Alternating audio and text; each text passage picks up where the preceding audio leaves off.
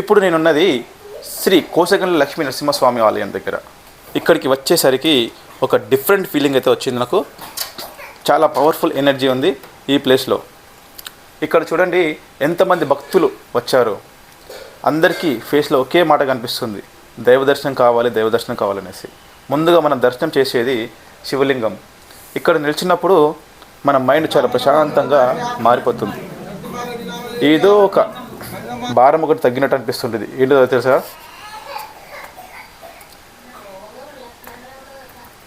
ఇక్కడే ఉన్న నందిదేవుడు చాలా ప్రశాంతంగా కూర్చొని మన కోరికలు శివునికి చేరుస్తున్నాడనేసి మనం నమ్ముతాము.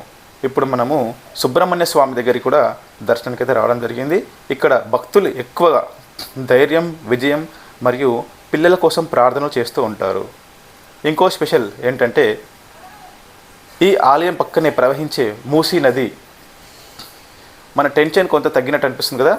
ఇక్కడ మొత్తం వాతావరణమే చాలా డిఫరెంట్గా ఉంటుంది. కేవలం ఇది ఆలయం అయితే కాదు, ఇది ఒక నిజంగా ఒక ఎనర్జీ ప్లేస్ అని చెప్పుకోవచ్చు.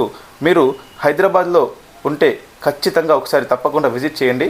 మీకు నేను ఫీల్ అయ్యేటట్టుగా ఈ వీడియోను చూపిస్తున్నాను. నచ్చితే జై లక్ష్మీ నరసింహస్వామి అనేసి కామెంట్ చేయండి.